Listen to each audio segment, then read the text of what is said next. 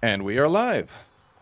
Greetings, Commanders, all 7, and welcome to the newest edition of Mechan's AX Build Clinic, where you can submit your build and we can talk about it. We have some suggestions, some good, some bad, some awful. I should probably kind of lower the volume of the game because we're in an AX combat zone, so I'm like, that's quieter, much better. And so welcome all. Hey, Alex.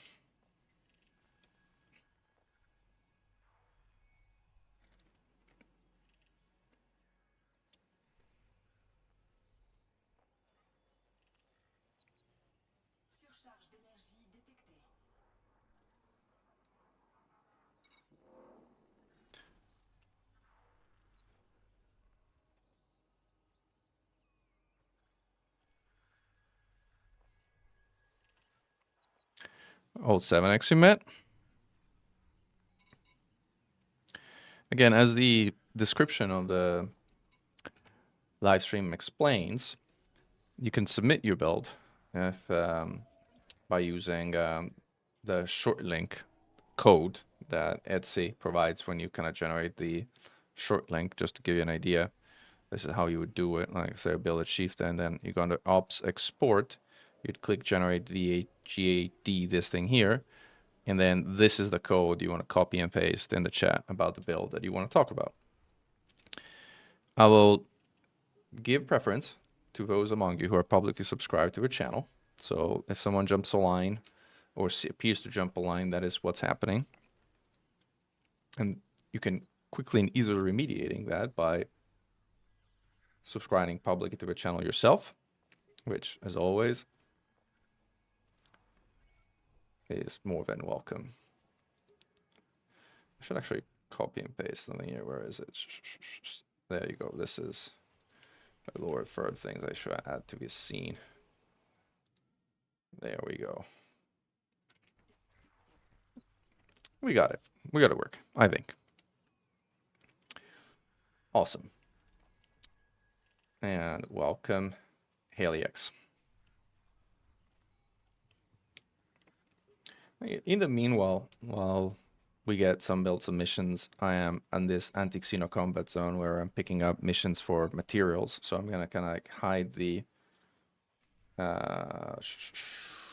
edsy build until we have an edsy build, and we're gonna kind of blast some scouts and blast some stuff around here for materials, which are always very nice.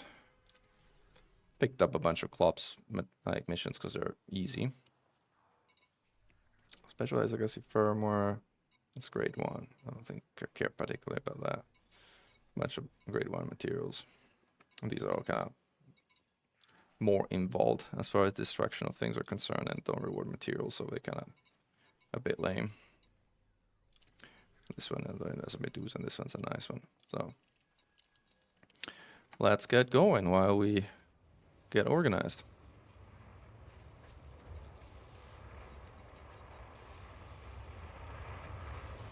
Someone's flying defensively here. No, I haven't used the Challenger with mod shards in a long time, so I'm gonna be super rusty. How good was the mats farming last night? Well, you should look at the live stream. It was amazing, I want to say. Like, I mean, for the specific materials that are available from there, but like they're kind of pretty amazing. Like, oops. Again, I am supremely lusty with these things. Wow, they are so good though.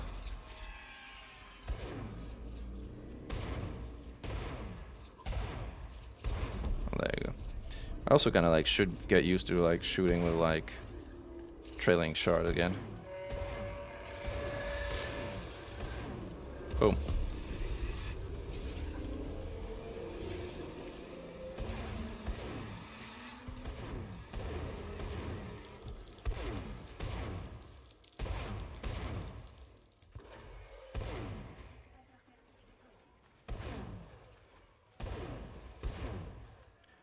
It's kind of hard to tell, like, when they're about to die without a scanner, which I kind of sacrifice here for the benefit of a scanner. Here they go.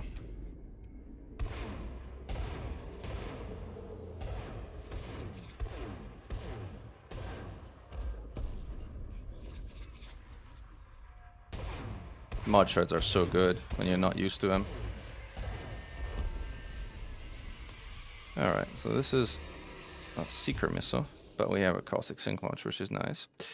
Alright, so we forgot our limpets, which, by the way, we probably shouldn't even have, like, in a place where you cannot buy limpets. How you done, Indisco? Oh, Nick Games just submitted one. So let's see, is that a Klops? If that's a Klops, we'll take down the Klops and then look at the build after we dock. If that's not a Klops, then we won't. Why did I bring a repair build to, like, a station XCC? That was not the smartest thing to do. Alright, this looks more like a... What are you? Well, someone killed its heart, I think. So it must be a Klops. There's no way, like, these guys killed anything that is not a Klops heart. Does it have a shield? Unclear. No, it doesn't have a shield. So it should be able to... Oh, it's exerted. There it is. Oh, I really want trailing shards, otherwise I'm not going to see anything. Oh, there you go. Let's go to trailing. The elegant way to shoot shards. There we go. Now he has a shield. He has a shield, but I have a sight of Charlie. So he's not going to have a shield for long. But I was not cold, so... Oh, there you go. Shield is gone already. And it's already exerted. Wow. He's fancy. He's firing a pulse, but we got a neutralizer. So we are reasonably well equipped. We should be able to give it now, like... Although, like, that's already hard as out, so we might... Oh, it's shielded again. Panic shield. Again. With the sight of Charlie, it won't last very long.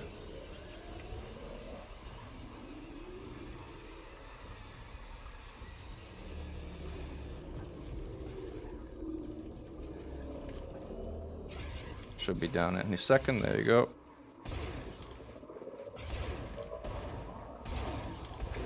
And last one down. And the first Klops is down. Pop some caustic sinks. Got the caustic off of me. And let's go dock and look at one of these builds that were submitted. Oh, there's another Klops here. Is that the Klops or the Bassy? I think it's a Klops. Yeah, it's a Klops just by how quickly it exerted. Take the first heart, and now let's go dock. Barbary vision.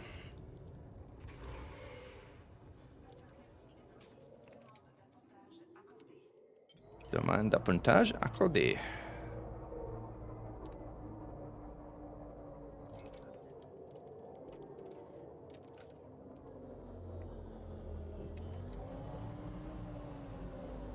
I think I should have completed a few missions with that Klops glowing up, but I don't know if it registered for some reason. We'll see. Alright. Repair, refuel. Let's see if we actually got a mission done. Yes, we did get a mission. Maybe more than one. 4 missions completed. Wow. I had 4 Cyclops missions. That's very nice. Let's get exquisite focus crystals. Let's get a modified embedded hardware. Oh, these materials are awesome.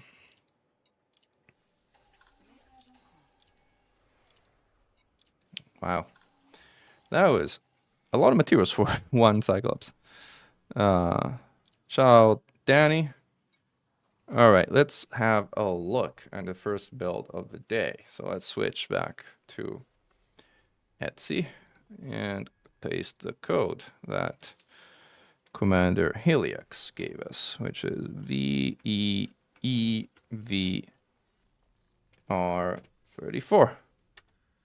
Let's see what we got here. A Krait Phantom. Ah, no, that's a build I don't see often. The Krait Phantom is an interesting ship, as it is faster than the Krait Mark II, but otherwise suffers from the lack of one large hardpoint, which generally speaking makes it not all that popular for AX combat. The particular build in question uses 4 NPCs, which I think is a pretty decent choice on the Phantom, which has a class 7A power distributor, which is correctly engineered for charge enhance and super conduits. I will say though, like even with a 7A power distributor, 4 plasma chargers will put a strain on this overall distributor, which is why, generally speaking, this ship will tend to fly more frequently with 3 instead of 4 plasma chargers for a general purpose build. Most people will replace this plasma charger either with a large beam laser or with flak, depending on what you're doing. Flak being the best choice for solo combat, and a large beam being the better choice for anti-xeno combat zones or fighting aspire sites and the like. Other than that, mirrored surface composite is almost never used in anti-xeno combat because the resistances don't matter. Like, you get exactly the same HP with military grade composite, and it's a lot cheaper, so it kind of cuts your rebuy by a very significant amount if you use military grade composite. So I'm going to take the liberty of putting military grade composite here. Otherwise, it is correctly engineered with heavy duty and deep plating. This is the standard engineering for ships where resistances don't matter. Another choice, if you wanted to go faster, because the ship right now goes 535, which is faster than a Basilisk, but still not that much faster than the Basilisk. Like, if you wanted to sacrifice some of these 4,000 hit points, which are a lot, I mean, you've completely stacked this ship with hull reinforcement packages. What I personally would do is I would be sacrificing some of that hull, but not too much. And I would put light wave alloys, heavy duty deep plating. We're already at 545. And then what is the minimum hull mass of dirty tuning? Why thermal spread? No, you don't want thermal spread. You want drag drives here. And you go 567. And then, let's see, the minimum thruster mass of a ship is 630 tons. We are already significantly higher than that, which means that we may want to change... Oh, no, not kinetic resistance. Like, kinetic resistance are useless for AX combat. Like, you want heavy duty on these. And in addition to heavy duty, which would be the standard one, what I personally would do if you want to go with a pure hull tank version of a ship is I would...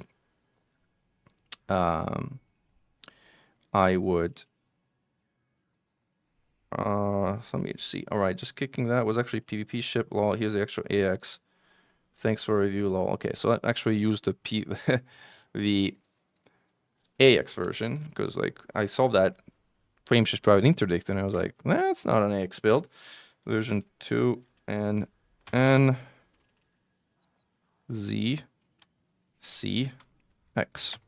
All right, let's go have a look at that. Oh, that's a Challenger. So that's a completely different ship. Like, completely different ship. So that's closer to the Challenger that I'm flying right now. And what you have here is mod charts, 2 medium mod charts and 3 small mod charts, which is an interesting configuration which you don't normally see on the Challenger. Mod charts, small mod charts really are not good. They really aren't good because their armor piecing is only 60. Compared to their reference armor piecing of 90. So, like, the medium ones, just by armor piecing alone, do 50% more damage, in addition to having half of the nominal damage of the large ones. So basically, they do 1/3 of the damage of the medium mod shards. So you generally don't see these. Also, when it comes to the remote release flak launcher, you don't want to use the turreted version you have here. You want to use the fixed version. The turreted version doesn't work. It doesn't actually have the indicator doesn't work correctly in multi-crew, so you take that out, and I'll take the liberty of putting a fixed version here of the flak version. But let's assume you're using this for AX, and since you have flak, I presume you're using this for solo combat, which Charlie is actually pretty good at. You're using a beam and flak, which is not common to mix a large beam with a flak launcher. So again, I'll take some liberty to play some things around. You're also using a gimbal beam, long range and thermal vent, which is nice. Like, the cooling power of this beam is amazing. So if you care particularly about that, this is a very good choice. Personally, on the Charlie, I like fixed beams, especially on a large slot, better because they do more damage. They cool more than enough. Large beams have very significant thermal load, and the cooling that you get from weapon with thermal vent is the inverted of the thermal load of a weapon. So the higher thermal load, the more a weapon cools. And a large beam already cools quite a lot. But let's say you're using this for solo combat. Actually, I'll show you in-game, because this is pretty much the ship I'm flying right now. I'll show you how I've configured it with mod shards. Actually, I can't because I don't have outfitting in this mission board. So let's go back to the screen, and let's just show you on Etsy. So what I've personally done is taken out the large beam. I put medium shards, and a fourth medium shard here. So this ship is purely shards, but if you wanted to keep your flak, you can keep your flak and just go with 3 medium shards. And where is the flak that you had? I'll put flak on top so that the convergence of well, there's one that is, it's actually not the large one. So there's one on the Chally that, yeah, it's a large one on top. So the convergence of this large spot is not great compared with these 3, but the convergence of these 3 slots is amazing. It's like the best in the game of a medium slot. So having these 3 shard cannons together works exceptionally, incredibly well. So this actually should be mod shard, so a copy like this. And then I would actually drop the small shot because, as I mentioned, it doesn't really do a lot of damage. And if you have them, I absolutely love having 2-sided scrambler burst lasers because these just do lead shield. And these should be engineered for long range and oversized. The alternative is inertial impact. The inertial impact is only really used for speed running, where you have a stationary target that's sitting in front of you less than a kilometer.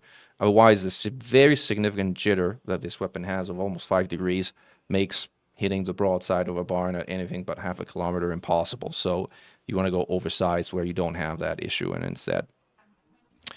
instead you can use it reasonably well within the 2-kilometer max range that it has with its long range, which is not a lot, but it's enough when you're orbiting to kind of do a shield damage I was showing you on the Klops earlier.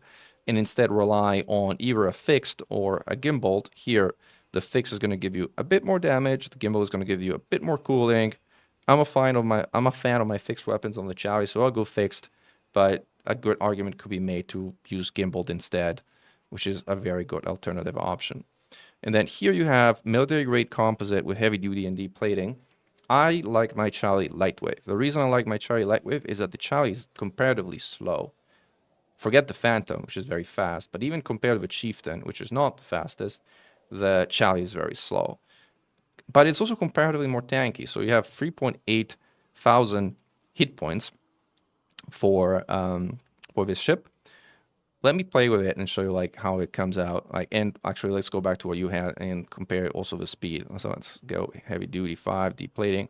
So you have a ship that goes 472, so barely faster than most interceptors and significantly slower than a Basilisk, with 3.8 thousand hull. Like what you could do here is you have really 2 options. You can go light wave deep plating, which gives you a little bit more hull, but a little bit less speed, 480 and 3.4K.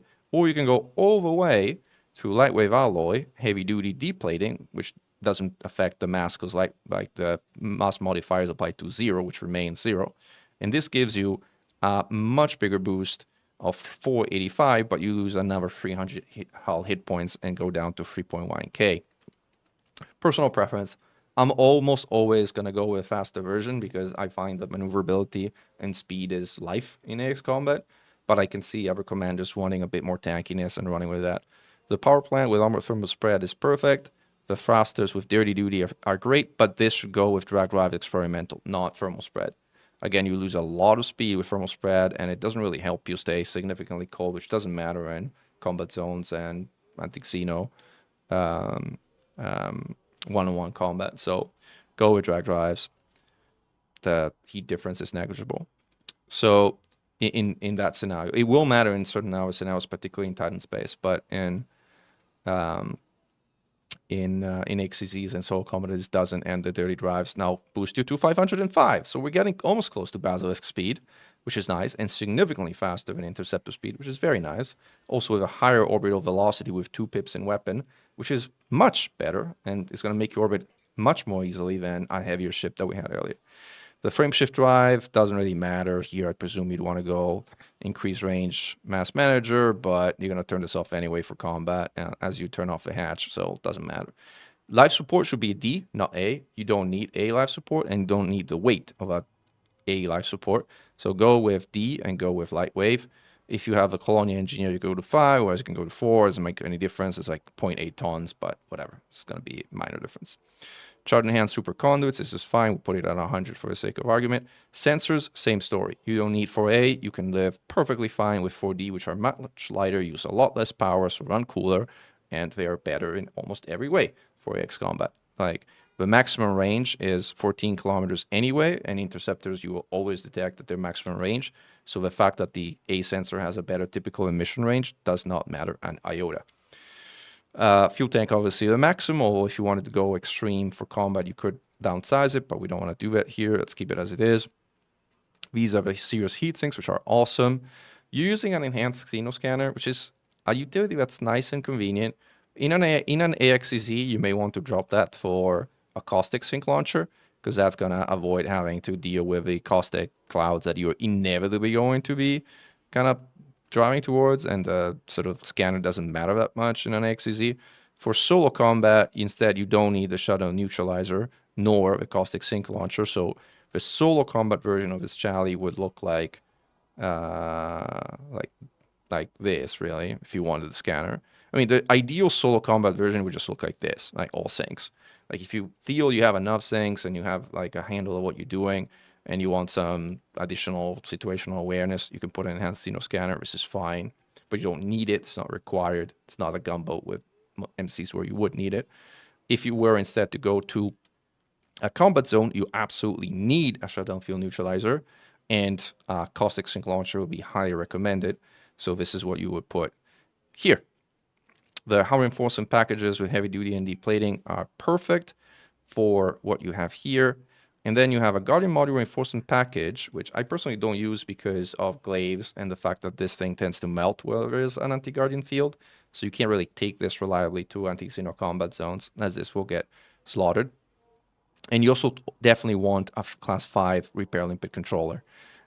Also not A graded, but D graded, because they repair exactly the same amount. Look at the repair value. Repair capacity, 180. Repair capacity, 180.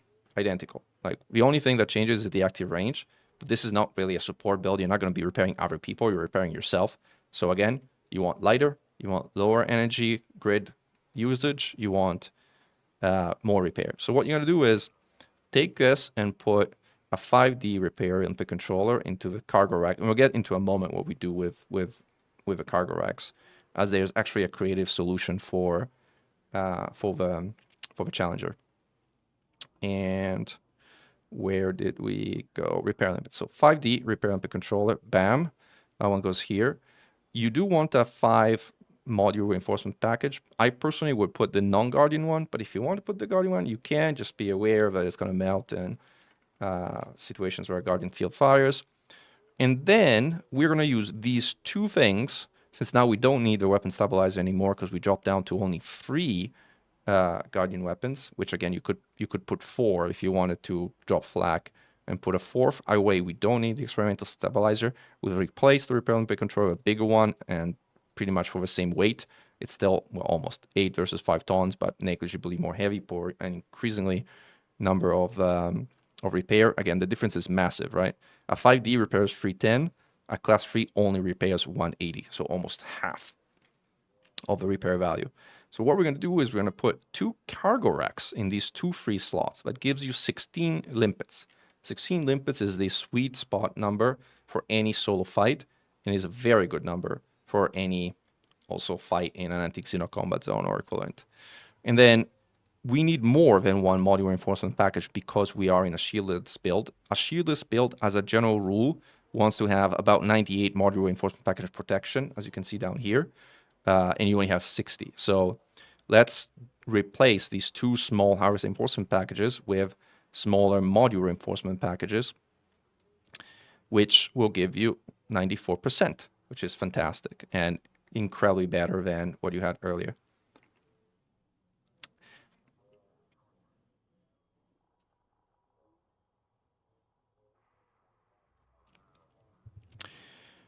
We use these smaller ones instead of the larger ones, primarily for their resistance value. So we use them for the compounding effect of the damage protection that they bring, not so much for the integrity that they have. The benefit of using smaller ones is that if you keep them outside of military slots, like we have here, the largest one of the module reinforcement packages will take damage first. So the 350 buffer of this MRP will take damage first before these 2 are affected, which means that you have the benefits of a large buffer, of the largest possible buffer, in fact, that you can have, while having the benefit at a very low weight and slot usage of 2 additional ones that bring you up to 94% overall repair value without taking up or hogging additional large spots. And the 2A AFMU is perfectly correct. Like, again, I tend to set my priorities slightly differently. You should set them however you want. I tend to have 1 for core modules, except for the FSD, 2 for all my weapons. Let's see if we can do that. These go also on 1 because they're pretty core to everything. 5 for hatch and FSD, 3 for repair Olympic controller, 4 for FMU, and 5 for hatch and FSD. And this is how I fly. And this is it. We've essentially built the Saito Challenger, the Saito Chally, as we call it. The Saito Chally is amazing. It's a fantastic ship for both like solo combat and for AXCCs. Like variants of the Saito Chally, like the one I'm flying right now has a 4th shard, and I use 4 shards on it. If you don't have Saito Scramblers, you can replace those with 2 additional beam lasers and fly like this, and it's totally fine. And this is it. So hopefully this is helpful. All right, so that's Helix. Hopefully Helix, your build comments were helpful. Am I in exile as a fugitive? Not yet. My trial is in a few weeks, so I'm looking forward to my day in court. Until then, I am a free man, but thank you for asking. Someone else had posted a link. Nick Games had done it, I think. So let's take Nick's build. And Nick has posted an Anaconda. Very nice. So let's see. This is an Anaconda with turreted AX MCs, 2 missile racks, Cytos, a pulse laser, a lot of caustic sinks, a scanner, a field neutralizer, and then a host of other things, including a bi-weave shield and some other stuff. Is it fair to assume this is a Spire build?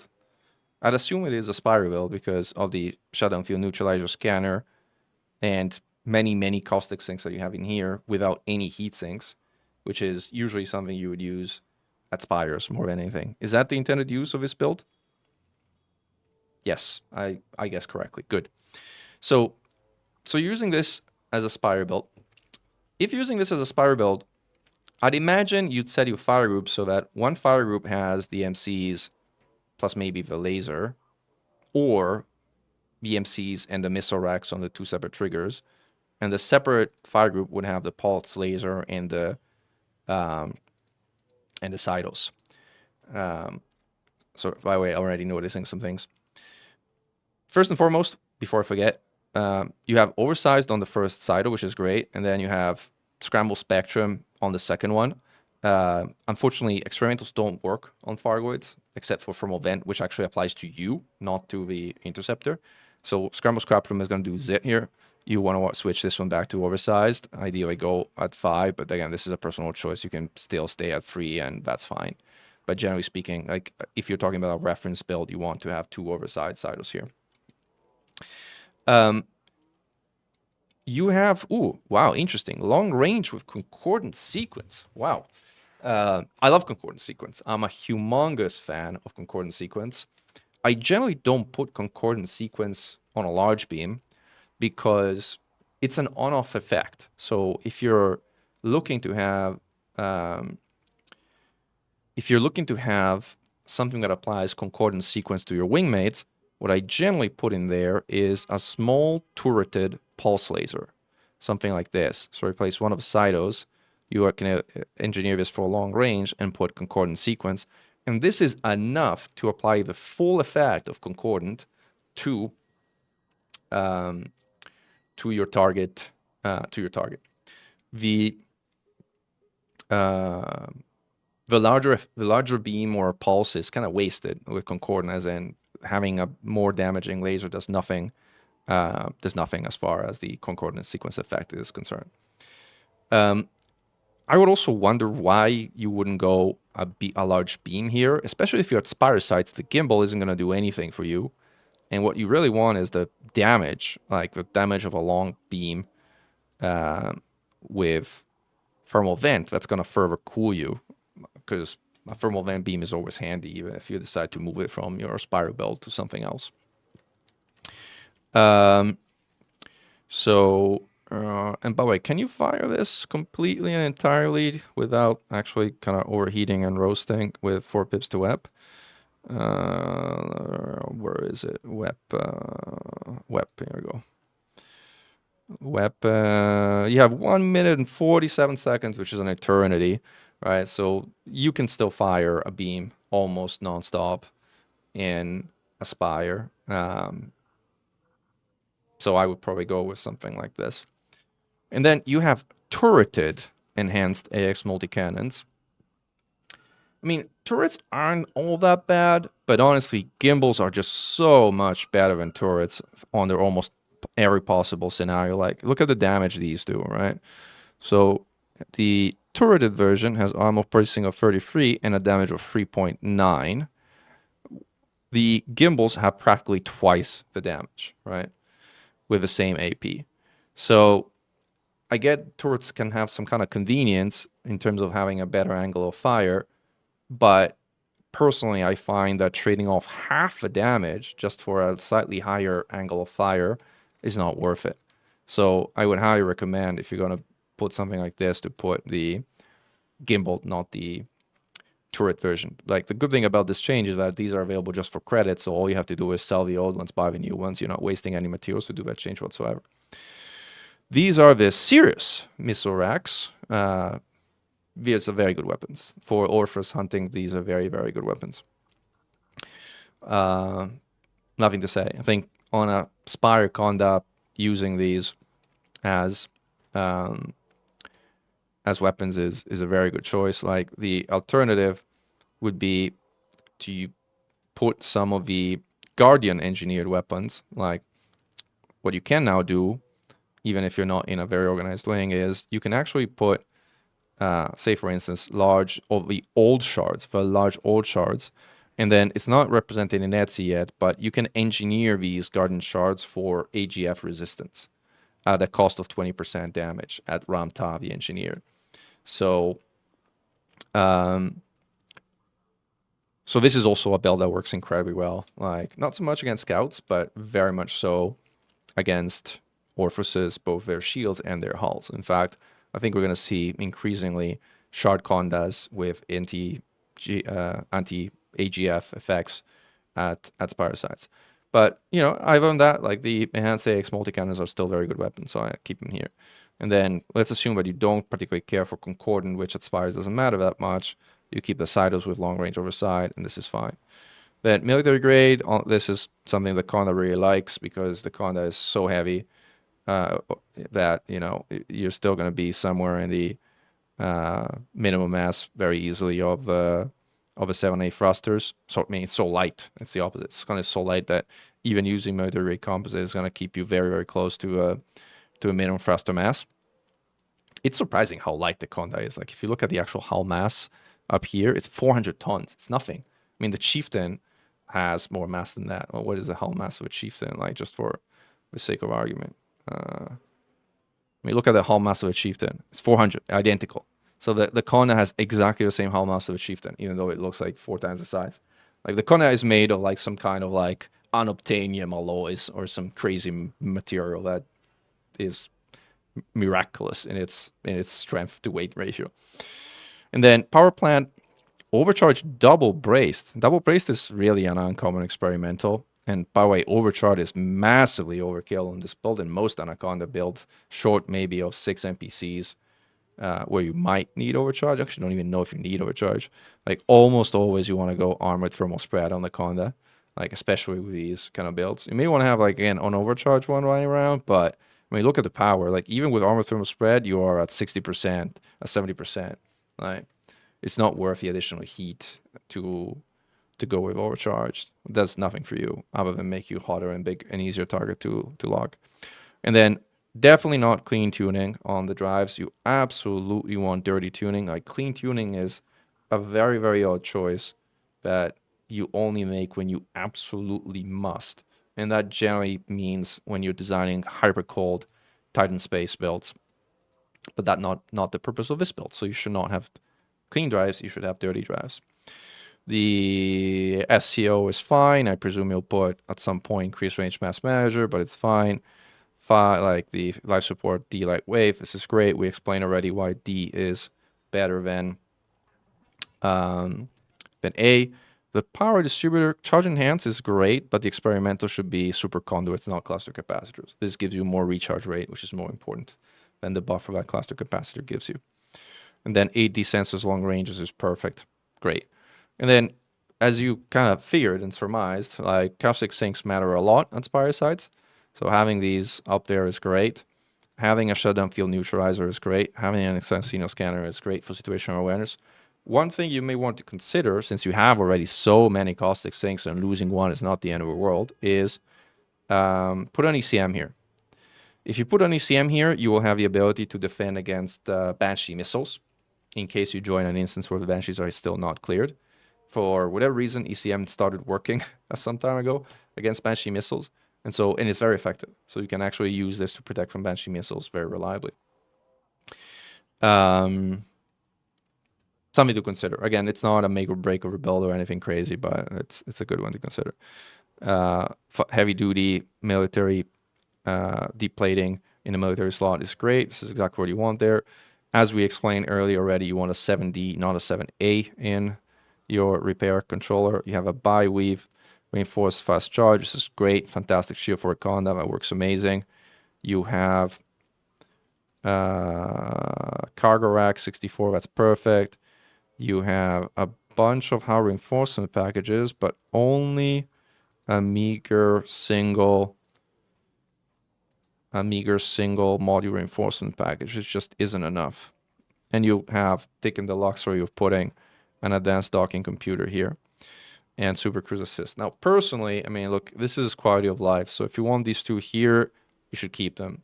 I would personally lose them for module reinforcement packages. And I think that's what I do in my Cytoplasma Conda build. And for the same reason we were discussing when we were reviewing Commander Helix build, having two additional small module reinforcement packages gives you 94% module protection, I think. Yes, 94% module protection, while giving you a buffer of the highest possible. In fact, I would actually swap this and I would put one of these hull reinforcement packages here, and I would take one of the 5 slots to put a module reinforcement package there, all the biggest size. This way you have shields, which already protect you from module damage, and even if the shields drop, you have 3 module reinforcement packages that offer you nearly unparalleled protection to module damage. Anything else I would do? No, I think this is it. Oh, you don't? Well, no, wait. There is one thing I would do. You have no FMUs, and you absolutely want an AFMU. So again, I would trade one of these 4 reinforcement packages for an AFMU and put an AFMU here. You lose 700 hull, so like 10% hull, but you have the ability to repair your modules, which is kind of invaluable. Like if for whatever reason you lose your shield and one of your modules gets blasted, this lets you stay in the fight instead of forcing you to go back and repair.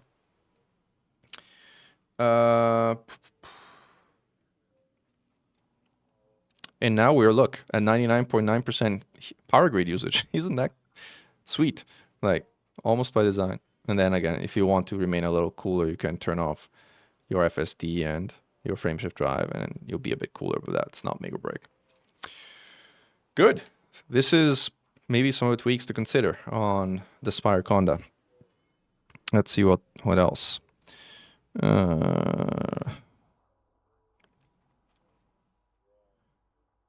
Then Eximat submitted a new code. Let's get Eximat's code, which is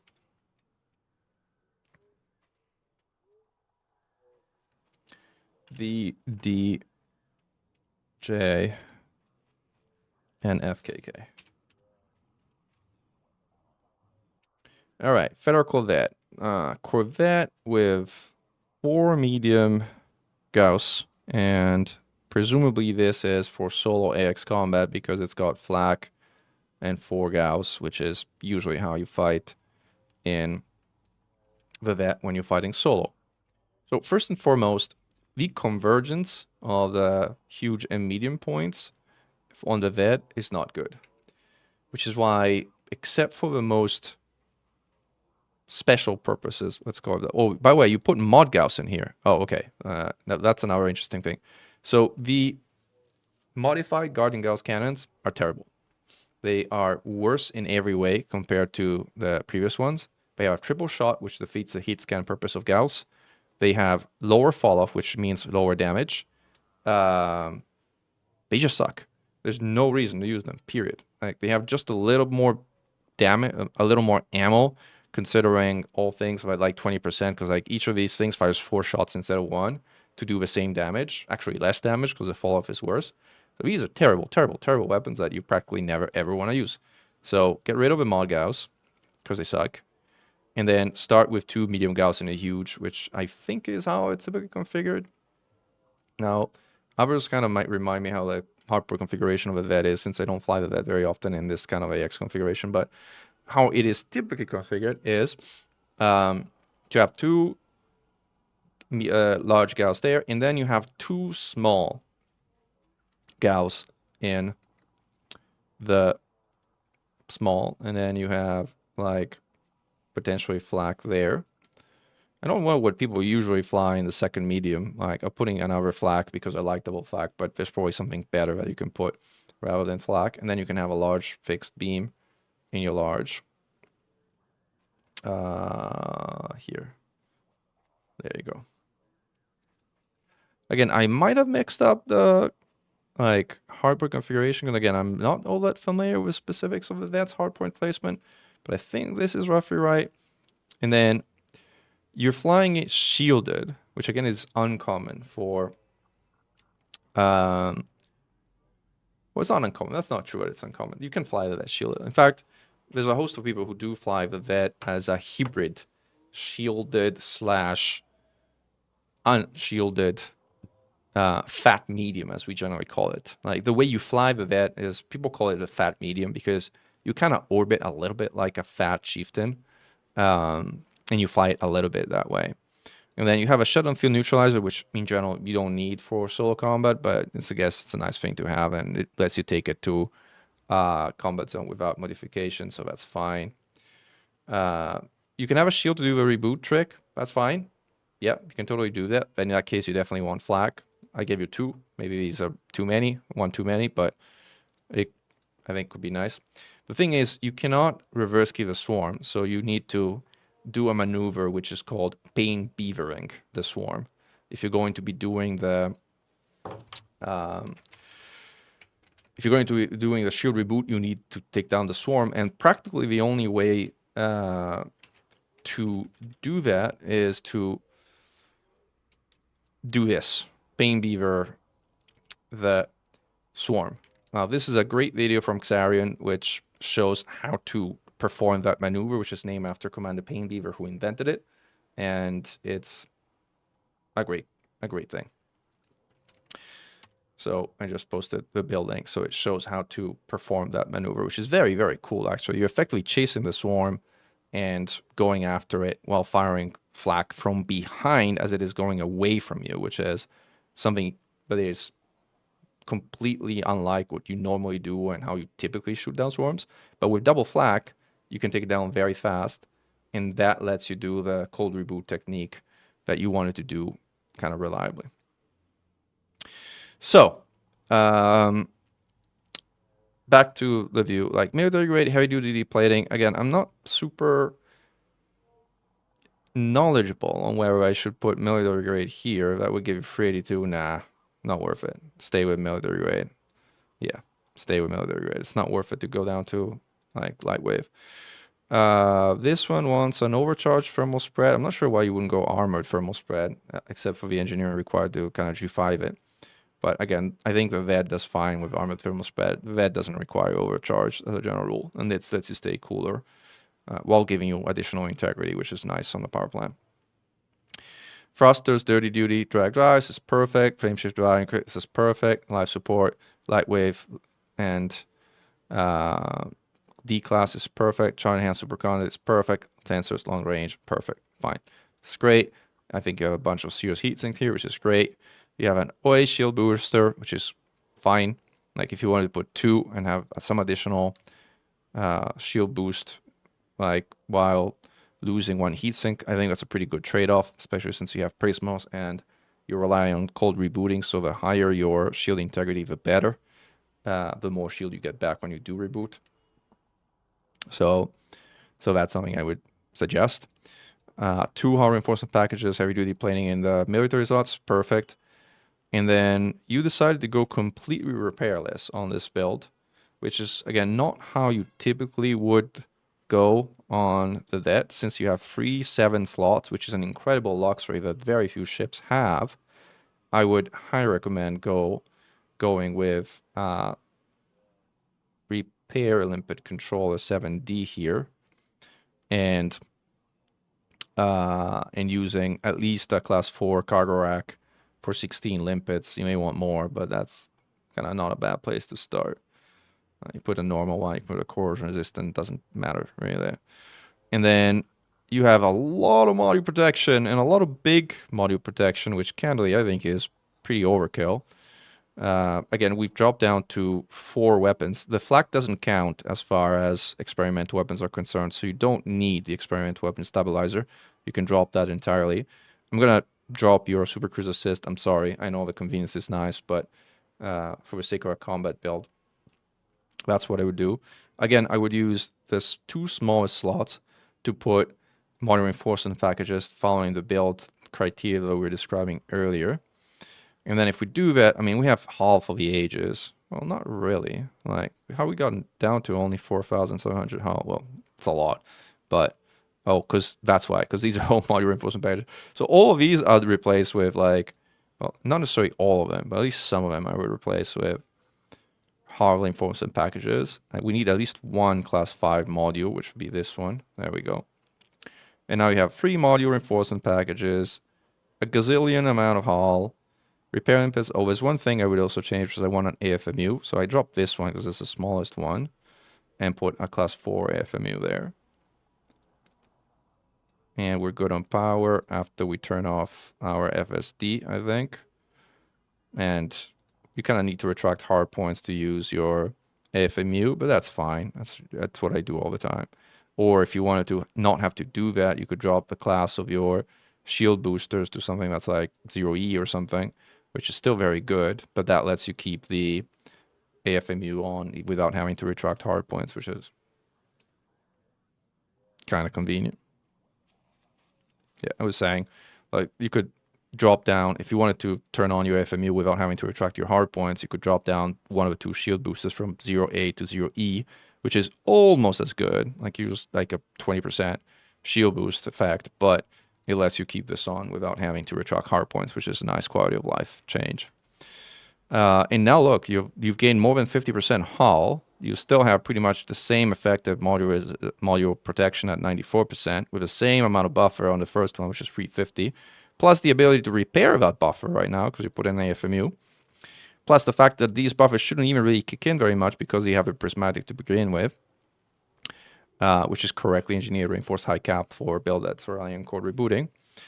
You've gained an additional shield boosters, you've gained even additional shield capacity, you've gotten better weapon convergence, and you've dropped the mod Gauss weapons, which kind of suck. Again, I'll say it again because they really do suck. And you're not going with regular Gauss. And this is roughly how and you've learned about paint beavering and the way you use those 2 flak launchers to chase the swarm and take down the swarm when it launches. Again, have a look at that video and the link that I just posted, because it's quite remarkable and it's a very important technique to learn if you're going to fight in AX with that. So this is it. This is pretty much the guide for an AX that. The whole repairing one-on-one fight, my philosophy is if I can, what is it? Hold on. If I can tank one fight, it is good enough. Yeah, I mean, the general principle for AX combat, solo combat, is to avoid damage as much as possible, right? So velocity helps, maneuverability helps, acceleration helps. If you find with larger ships like that, it's kind of harder to avoid damage because you're not that fast. You are certainly more maneuverable than most other largers, but comparatively not that maneuverable if you look at the more agile and nimble mediums. So you're going to take some damage unless you're really, really, really good. And even then, chances are you're going to take some damage anyway, because you can't really ever escape the interceptor, and the swarm requires ping beavering to actually take down. So, and so here's the vet for combat. Let's see who else had posted. I think Commander Belisario had a Titan core build only that we can get to next, unless there was someone before him. Eximat we took care of. So we'll do Commander Belisario's, and then we will look at the GT Army's request for Anaconda without any engineering. Okay. Where was Belisario's link?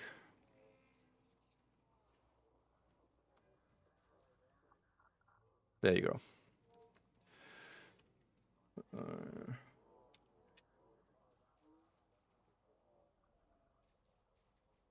V8 LX SRO.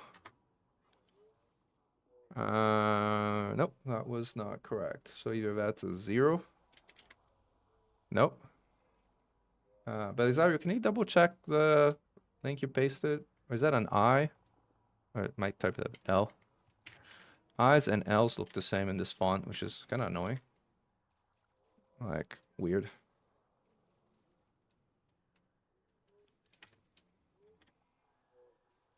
Let me try again.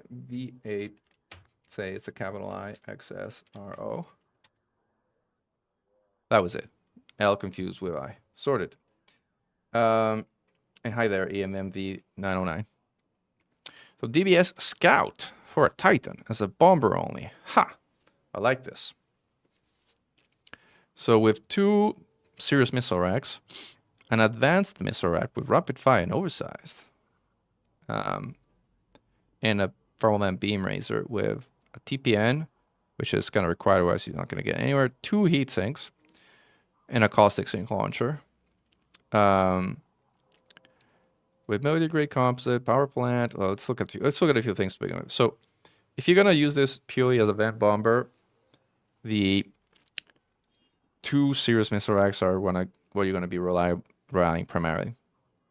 Advanced missile racks require ammo synthesis, which is very materials expensive, and I hate it. If you want to do it, knock yourself out. This is a good choice.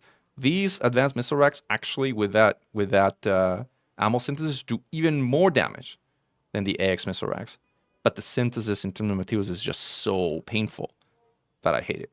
So I wouldn't put this here personally. I would put maybe another thermal vent beam, which kind of looks nice, neat, and perfectly balanced, as all things should be. But again, if you want the extra damage at the painful cost in terms of materials, you can go with that. And then military grade composite. I don't know if I would put military grade composite. Like, for one, what are we trying to do here? We're trying to create a very cold build, which is shieldless. So we're running at 16% for the DBX, which is fine. I wonder whether you could go drag drives on this ship, because the DBX signature multiplier is so low, and you're staying at 17.7, and you don't have a shield to charge. I would go with dirty drives. I would try with dirty drives. I think you're going to be fine, honestly. Plus turn off the cargo hatch, 17.5. I think you'll be perfectly okay. Go with that. Go with dirty drives. And then this is definitely low emission thermal spread. Now, when it comes to like a core bomber, how much hull do you have? You have 2K hull. That's a pretty good number. Like, you've really stacked up and made this completely repairless, which honestly I wouldn't do, honestly. I'd probably go, where are we doing in terms of thruster mass? Like, thrusters have a minimum mass of 138. Oh, we're double the minimum thruster mass. Oh, we can make this a lot faster.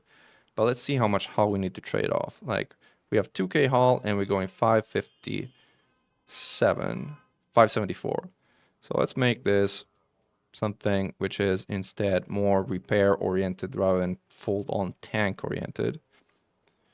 Although, this would be, we'd have to put something like this. It's not a great trade-off, to be honest, on the DBX. Maybe it is better to make it full hull tank like you've done here. One thing I would do definitely though is I would swap the 2D module for a 1D module for the reasons we were discussing, that you want the resistances. Let's say you put 2 1D and put a cargo hatch here for 4 limpets, which would let you carry 4 limpets, and then you trade this for a repair limpet controller, which would also make you lighter and faster. Where is the repair limpet controller? Down here. Oh, I installed it on top of something else. I'm not sure what I installed it on top of. I probably want an AFMU as well. Actually, you know what? I put the AFMU here to A, and I make a bigger cargo rack, like the 8 cargo racks, to give you a decent number of limpets. Down up here. All right, now we need to start tweaking power priorities a little bit to make things work. Perfect. Weapons on 2, just like a personal standard. So again, let's go back to this from low emission, low spread, fastest 30 drag. This is fine. This I would make light wave because we want it light wave. Charging has forgotten is perfect. Sensors. Again, sensors normally go long range. Like, you know, it make you a little heavier. That doesn't matter. It's like a ton here. It's fine. Go long range. You have 16 tons of fuel, which on the DBX is like fuel for the ages. You have a TPN. You don't need 2 heatsink launchers. In fact, on this ship with 2 thermal vent beams and just with AX missile racks, I would argue you need any heatsink launchers whatsoever at all. 0. Put another caustic sink launcher, which is actually quite nice. And then either you can keep a heatsink launcher for a true emergency. But again, when you're bombing the core, you're using your thermal vent beams, so you're staying cold. When you're not bombing the core, you're naturally cold. So, and the DBX is already the lowest, one of the lowest, the third lowest signature in the game. So you're going to be invisible regardless. You don't need heat sinks. I mean, again, I don't know what I would put here instead. Maybe just for situational awareness, I would consider putting the Xeno scanner. But again, it's not going to be, this is a personal choice. This doesn't make or break kind of a difference. So now let's look at things for a moment. So we've dropped down to 1.4 thousand hull. So we lost quite a bit of hull, but now we have repair capacity with 8 limpets that repair 180 each. So another 1,000 and change hull. So the total hull with repairs is higher, noting that we can then synthesize limpets if we need it, which would make it go even higher. And we've gained quite a bit of speed at 595 now, whereas we were at 574 earlier. But more importantly, without boost, we're able to go 438, which is faster than a Klops or faster than an Interceptor without needing to boost. This is very nice. This is really nice, actually. Not many ships can do this. And now we have 2 beams that are going to keep us cold as ice while firing our missiles at the core, noting that we're not going to have like a significant amount of time on target without ammo synthesis because we only have 128 missiles, but it's fine. You asked me for a DBS scout build. This is probably the best I could put together for a core bomber. So, okay.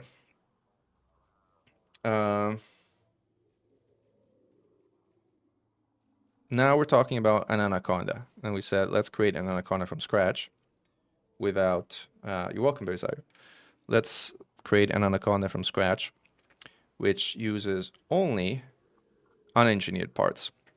So this is a bit of a challenge. Can I use Guardian weapon? Can I use Guardian modules or no? Or there's not, because to me this counts as not engineered because it doesn't have the engineered symbol, but I don't know if you want to let me use Guardian power plants and Guardian power distributor or not. So I'm going to put this one here until you tell me that you don't want it here, and then I'll take it out. But for now, I'm going to put it here because these weapons, these are effectively equivalent to like G3 engineered. At no materials cost. They cost only the one-time unlock, which is annoying if you don't have it, but if you have it, it's like a nice unengineered alternative. Which, however, doesn't work in Titan space and doesn't work where anti-Guardian fields are active because these modules will melt. So they're not universal. But if you're using these for like solo combat or the like, then these are kind of a foundation of a build. Then definitely A thrusters. I mean, you can put an A drive, you can put D light support, and this is all standard. And then the question is going to be, do we want mill grade or not? What are we doing in terms of thruster mass? 180. We're actually below, so I'd go military grade because the benefit is significant. And then I would go with a bunch of heat sinks that you said all unengineered. So let's put all those unengineered.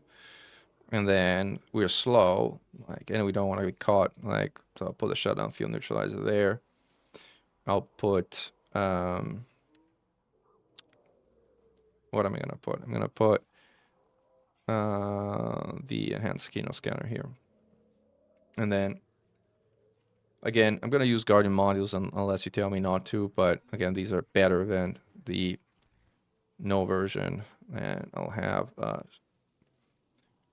where is it? Repair limpet 7D. And 6, we can put a cargo rack for a lot of limpets, 64 limpets. And then we will do the usual thing of 2 small module reinforcement packages in the small slots, which is a great use of module reinforcement packages. I would probably go with 3 FMUs because you're going to be repairing a lot in this very slow build. And having 3 lets you repair very fast. So that's a good thing that I like. And it lets you repair also each other, which you can't do if you have a single one. With more than one, the only thing you cannot repair is your power plant. But if your power plant dies, then you've usually taken so much damage that it's no longer an issue. And then we need at least one 5D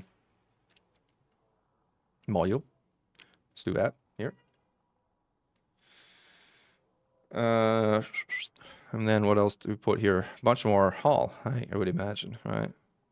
Or are we going shielded for an engineered build? Nah, we're not going shielded on an engineered build. Probably not a good idea. How do we look now? Oh, we should probably go with Guardian mods if we're going with Guardian hull as well. If we're doing all Guardian mods, we have the power to do it, so let's go all the... By the way, I messed up. I put a hull reinforcement package here. It should be module 1. There we go. So now we have 4,200 hull unengineered, which is nice. We're just above minimum mass, but it doesn't pay the thing to drop down to the... I use A class for FMUs for the repair rating, but again, you can use B class. It's kind of the same, right? B has more ammo, A has higher repair rating, kind of repairs faster. Right? If you have 3, it doesn't really matter that it repairs faster. Maybe you go B with the with additional ammo, since the repair speed at this point is just so high that it won't make a big difference, and it's nice to have the additional integrity and the additional capacity at a lower power draw before. It's a good change.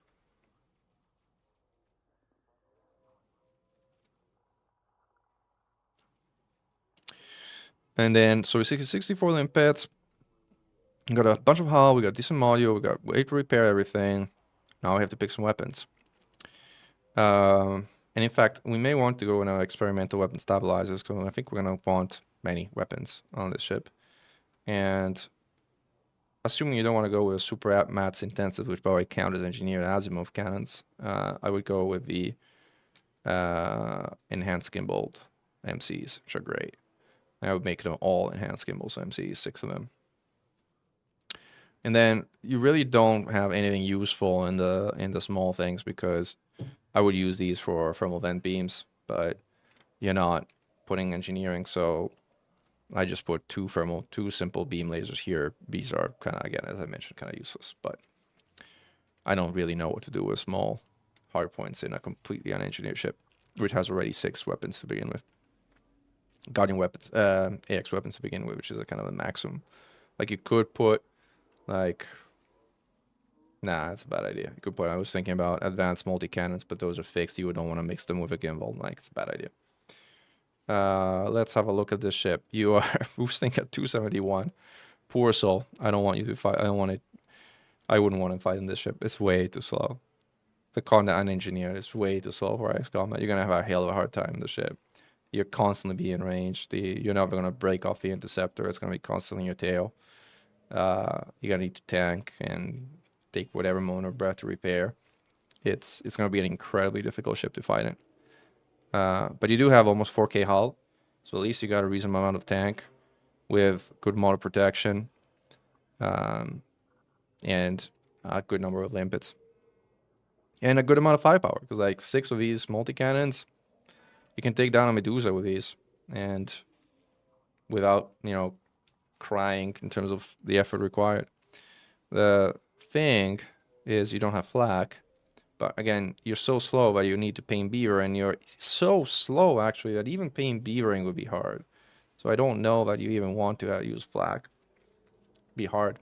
Hey A1, glad to have you among us. A1AB is one of the most talented, some would say the most talented AX commander. Like, he's got some amazing feats of his name, including taking down 8 Fire Hydra interceptors solo in his AX chieftain, and doing some amazing feats like taking down a Hydra in an E-rated chieftain. It's great to have you among us, everyone. Welcome.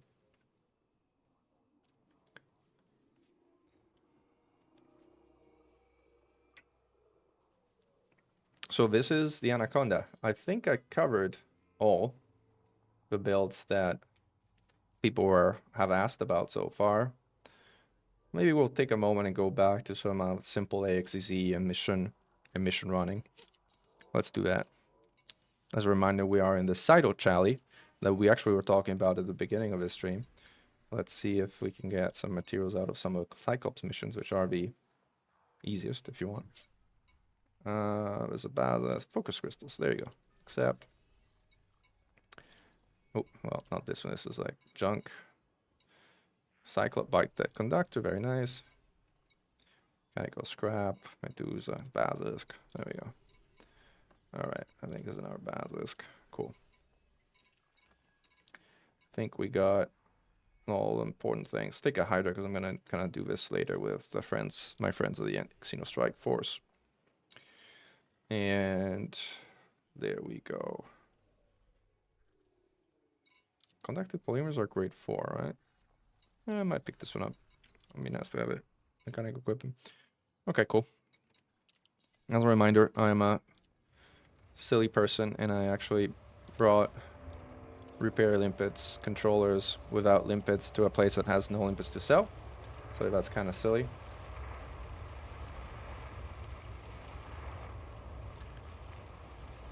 I can see that while we're chatting, the ex-pilots have made practically no progress, which is funny. Alright, let's see what we got there. There's a Klops with the exerted heart after I blow up the previous heart. I think that was the heart I had blown up earlier. Has no shield and it's lightning someone, but I have to re-exert it. Oh no, I don't have to re-exert it. There you go. Let's see if I can give it. No, I couldn't. I could have maybe if I had premium ammo, but not with that. But this is a Cyto Chally, so that shield is gonna go down very, very fast.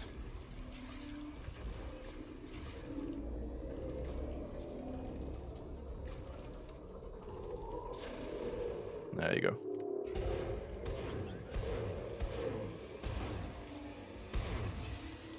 Should have an exerted heart, but I can't see where it is. Must be on the other side. Oh, there it is. I see it now.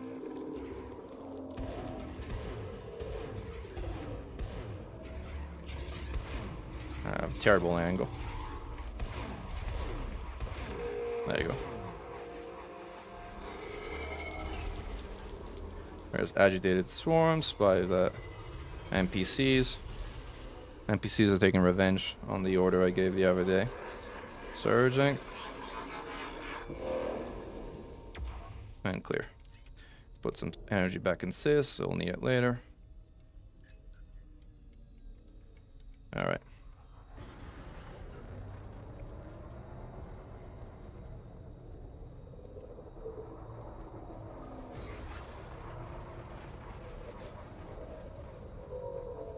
Siders are great, but they only have a 2-kilometer range, so you have to be very close to be able to use them. In this case, we don't even need to use them because a shield dropped before we even had the chance to use them. And someone else already exerted this Clops. Thank you for your service. Clops down. I'm gonna empty my clip. Is that another Clops? That's another Clops. Let's take that one out.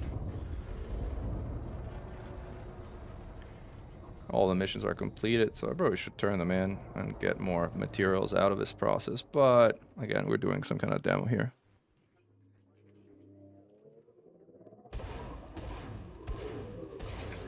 Exert. Where is the heart? Down there.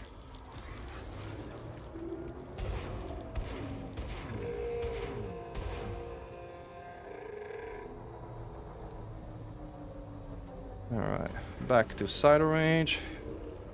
Oh, I forgot it's gonna lightning me. Oh, I managed to avoid it. That's kind of unexpected. Let's see if I can, like... Ever since they introduced, like, glaives, like, the way lightning works has changed pretty dramatically.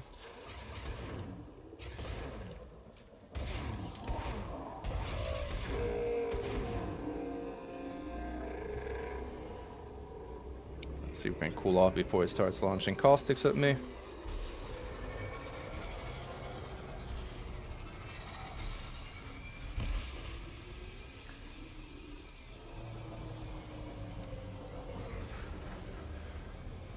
Didn't happen, but it kind of worked okay.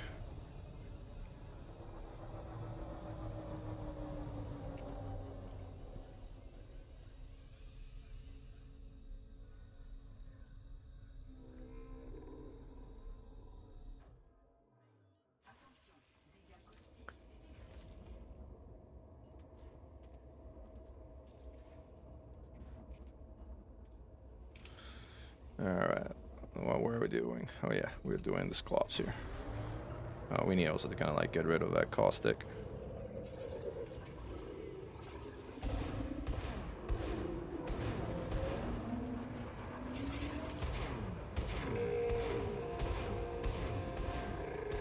See if I can finish it off, but I don't think so. Not plus my weapon malfunction, so not happening. Empty the clip. Surge.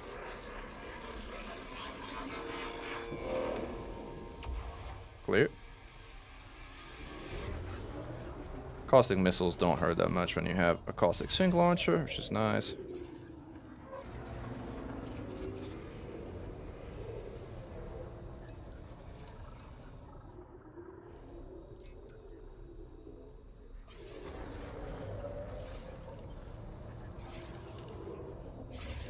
Alright, Cyto's back in action. Shield down. Shard's back in action. Well, as soon as I'm in range. There you go. Exert. Can't see the heart, but should be somewhere around there. There it is. Oh. Alright, finish it off. And Clops down. There's another Clops down there, I think. I think it's a Clops at least. Believe so. Yep, it's another Clops. Has been exerted by the NPCs.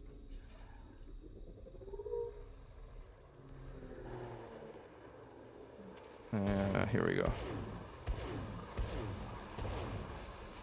Might be able to give it now because like it's still kind of like lasering, but I would have to have both shards loaded, and I don't, so I won't be able to do it.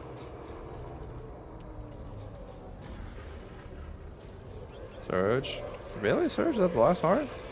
Okay. clear. Shield is down. All right. Exert. Come over here. NPCs actually make the fight harder in many cases. Now it's over. Boom. All interceptors are down. I'm running out of heat sinks. So I'm gonna go and rearm at the station. And I think this will be the end of this little experience here. Turning in the missions for incredibly lucrative material rewards. Might actually, there's actually a swarm shooting me.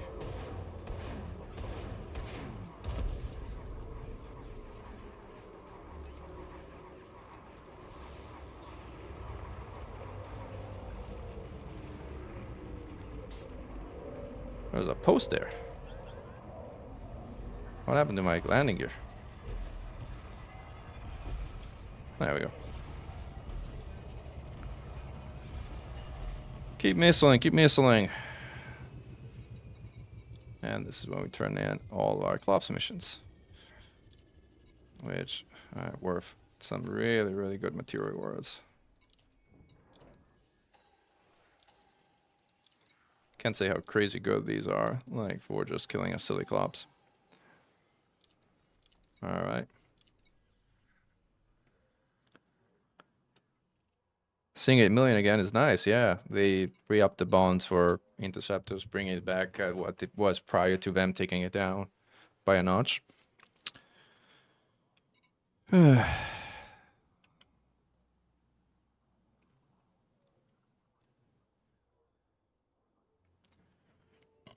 yes, Jaden, this was a simple chart challenge in action. By the way, not in particularly sophisticated or good action, because I'm kind of super rusty after all the time I spent doing Titan Space and Pod Mark II things. But I think I still kind of generally remember how to use it. What are the small ships that you wouldn't even consider for Titan bombing? Not solo bombing, though. Well, anything that only has small slots, I would probably not consider. So I would not consider the Eagle. I would not consider the Sidewinder. I would not consider the Dolphin. I would not consider other ships that only have small slots. I would probably also not consider Imperial Eagle, even though it has a medium slot. It only has a single utility, so you'd need a friend to put a repair limpet on you, or a decon limpet on you to cross the... probably a repair limpet. Like, the way you would probably cross it is you'd overheat yourself to like 250 or so. Get a class 7 repair limpet, which would actually be enough to contrast the damage you're taking from that heat level, and then just plow through like a freaking fireball through the caustic zone, and then use an AFMU once you're past to repair your models. Once you get to the asteroids, that's how you get into Titan Space with an Eagle or with an Imperial Eagle, which I've done, by the way, a while back with a friendly cutter on providing the necessary limpet. Halo Razor Klubu, sorry, I can't pronounce your name, but it's good. Bug hunting has been good. We've been doing a build clinic, so we've been talking about builds for the most part today. But we've done also some simple bug hunting with the Shard Charlie. And with Cyto Charlie. This is a weird combination. Like the Cyto Charlie normally runs Gauss, but I've adapted this one to run mod shards, which is not normally how I would personally run it, because I would probably want the cooling more than I would want the shield strip of the Cyto Scramblers.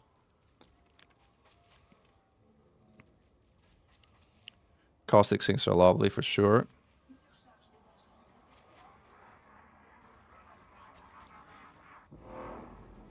Razor Claude 001. Oh, thank you. Thank you for clarifying that. And I think we'll have maybe time for another, like, one quick pass at a bunch of Cyclops, especially if we get some nice missions. We can do that, like materials. Pick up Hydra missions, then actually have to kill Hydra. I have, like, these are 6 gravity grade 5 materials for like a stupid Klops. Like, these missions are crazy good. Crazy good. And the Mulk box can ladder. This is a great one. It's silly. And a passive is worth, like, see what they got there. Medusa. I don't think we have a lot of Medusa around here, but hopefully we get a Basilisk because there's like primarily Basilisk missions around here. And then again, I'll pick up the Hydra mission for the crazy good rewards later on, since we will be doing a bunch of these. I think that's it. I'll pick up this one too. See, I can hold up to 20, so I might as well. Where is the Medusa? There it is. And the other stuff is, I might as well pick it up for the credit rewards. Nah, 2 million. Not even worth it. Oh, well, fine. Since I can't have a space to pick it up, I will. 3 clubs. 1 clubs. And a bunch of scouts. The scouts missions, unless they have material rewards, are truly silly. I think we stocked up on everything, so I think we can get going. Is the strategy you did on that also applies on the cutter? No, because the cutter is much faster. The cutter can outspeed the swarm, so the cutter would generally fight the swarm in traditional reverse kill like almost every other ship does. The pain beavering maneuver only applies to ships which are slow and which cannot outrun the swarm, or which that is an example. The Condor would be another example. Is that a Basilisk or what is that? No, that's a Klops. Come see me. Come here, come here. Hello, I'm here. I'm here. Thank you. Face me.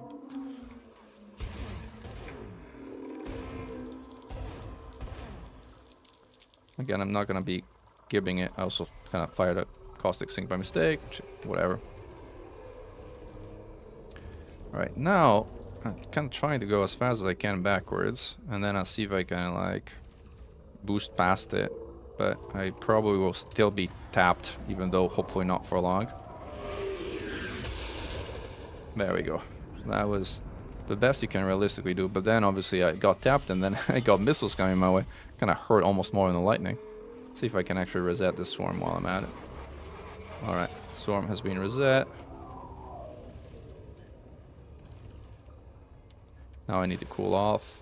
The shield is down while my web capacitor is recharging.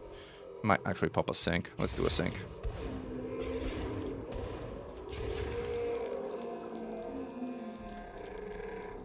Mod charts are incredibly good. I'm so not used to them anymore because of the fact that you can't use them in Titan space. But they really are very, very, very good. I was cold, but some NPC is getting fired upon. Those missiles hurt, so my cyto scramble is malfunctioning. Anyway, look at how quickly the shields drop when you're using cytos and a beam on this thing. They're gonna be down any second now. There they go. Down they go.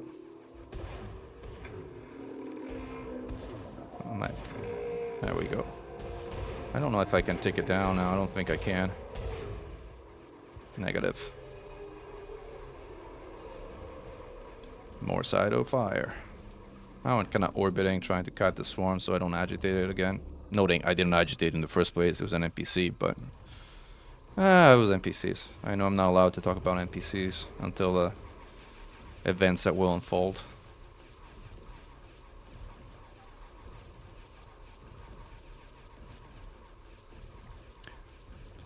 I don't know about IX reactivation missions. I haven't been really following those. Like, alright.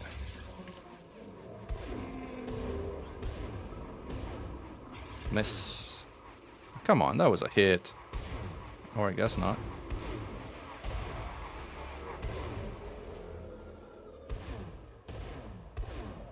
Come on. There we go. Obviously I am. There we go. Down it goes. Down and down and down it goes. See if I can avoid some of these missiles. Not really. See what else we got here. That's, I think, another Klops. We're kind of halfway through this AXCC. It's harder to tell without a Cino scanner if it's a Klops or a Bazi because you just have to rely on visual identification. Versus if you have a scanner, it'll tell you if it has 3 or 4 hearts. 4 or 5 hearts. Also, the fact that it got exerted so easy kind of guarantees it's a Klops because there's no way a Basilisk would be exerted by NPCs that easily. Okay. We're almost in range. Someone else is getting missiled, which is nice.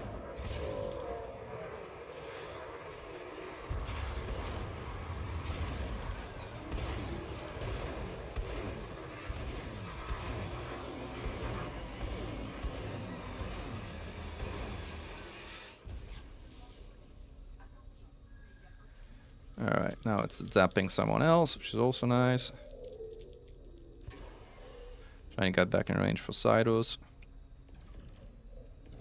Even if the range is 2 kilometers, you can start firing them just like some few, there you go, like 50 meters before 2 kilometers. Like, because I think they're forward mounted on your ship, so that distance actually matters as far as the range to hit is concerned. But 2.3 kilometers is too much. There we go. It killed an NPC. That's the sound it makes by saying, I've killed you.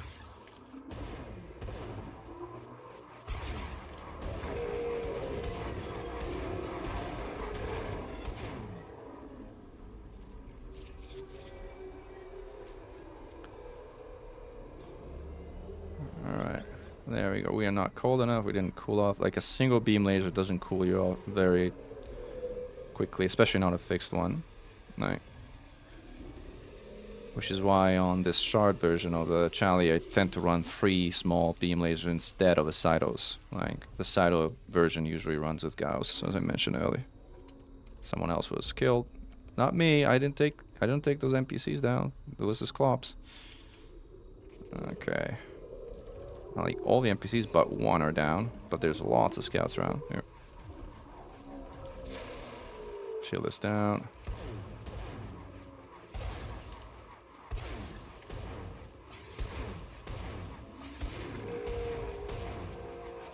Alright, this is the final heart, so hopefully we can stay cold and not trigger the pulse.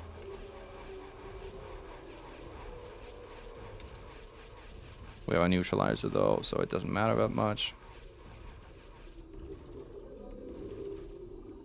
Cyto's malfunctioning. Note how the station is shooting at the scouts, by the way. I don't actually know if it's successful at killing it. It should be, because like scouts don't have absolute resistance against human weapons. So I would presume that those scouts kind of blow up eventually. Alright, now we take this guy down. Bye-bye. Empty this clip. And we're done. No more interceptors. One thing is, I think if you tap them, it does count for towards a kill. Like even if like the station is nominally killing them. Leech kill off of stations. Oh, there's another interceptor that just showed up. Hello there. I think we're gonna go dock at this point. I'm curious as to how this is doing. Oh, let's request docking.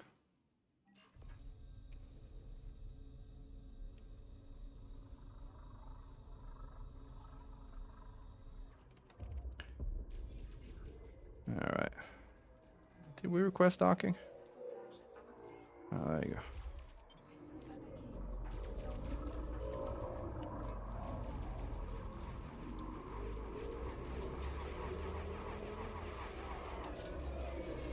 Oh yeah, I did the swarm, but it doesn't matter because we're docking.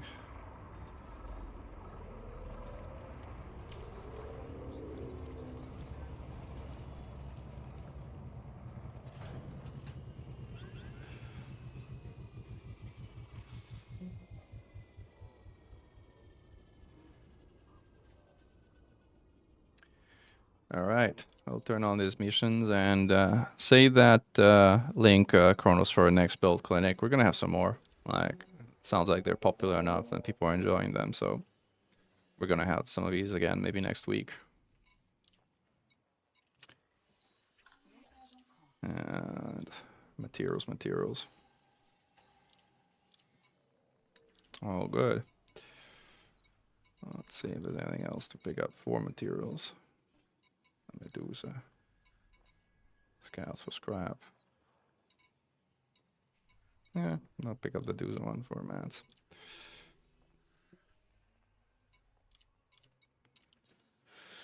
All right. I'm ashamed to admit I still manually dock really slowly for some reason. Practice and pride. Yeah, it's not easy to dock. It's like, it does take quite the exercise. Locating and docking their proper slots for one reason or another. Well, the thing about locating it is once you request docking, your target indicator, the one that is just to the left of starport services as shown here, will point to your landing spot. So you can look at the radar map and the dot will tell you where the docking spot is. It makes it incredibly easier to find the docking spot, especially in core release stations that are rotating. So that helps a lot. It's kind of a little trick too most people don't know about, or at least might have taken a while to kind of figure out.